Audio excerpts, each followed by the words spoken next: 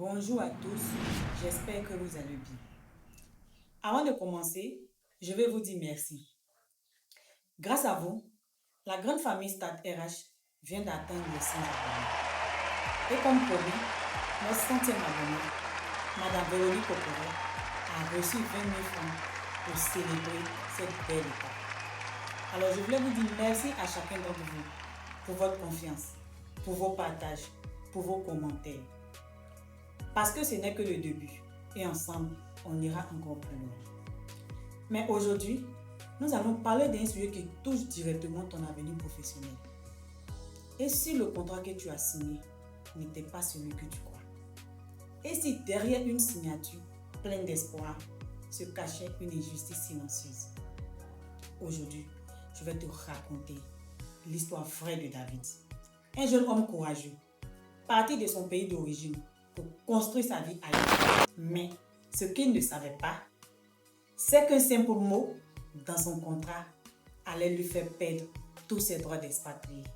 Alors, reste jusqu'à la fin, car tu vas découvrir comment vérifier ton contrat avant de le signer. Et surtout, comment ne jamais tomber dans ce piège. Bienvenue sur Stade RH, je suis Marie-Christelle. David avait tout quitté, sa famille, ses amis, ses repères. Lorsqu'une entreprise de gardiennage lui propose un poste dans un autre pays d'Afrique de l'Ouest, il n'hésite pas une seconde.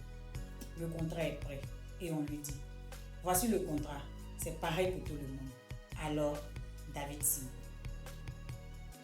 Mais les premiers mois, tout semble normal. Il travaille dur, de jour comme de nuit. Mais très vite, quelque chose cloche. Ses collègues, eux, sont déclarés comme expatriés. Ils touchent des primes, bénéficient d'un logement, d'une assurance et de congés payés. Mais David, lui rien. L'entreprise a refusé de le déclarer comme expatrié juste pour ne pas lui payer les avantages auxquels il avait droit. Et ce n'est qu'après plusieurs mois qu'il comprend en fait qu'il s'est fait piéger. Et ce que David a vécu, beaucoup d'entre nous le vivent sans le savoir. Aujourd'hui, on va comprendre ensemble pourquoi c'est arrivé. Et surtout, comment toi, tu peux éviter ça. Commençons par les différents types de contrats. D'abord, le contrat national. C'est celui qui s'applique aux travailleurs recrutés dans le même pays que leur entreprise.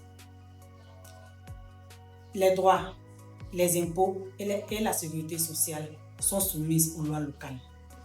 Ensuite, le contrat expatrié.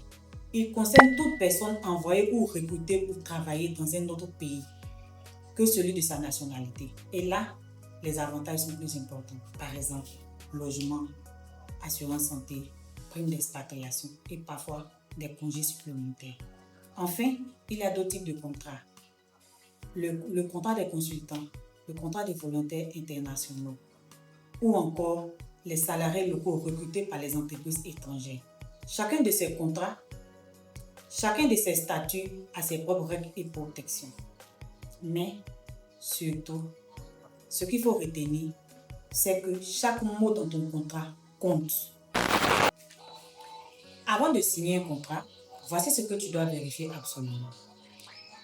La clause de rupture, la couverture sociale, le logement et les primes, le taux d'imposition et surtout où le contrat est déposé.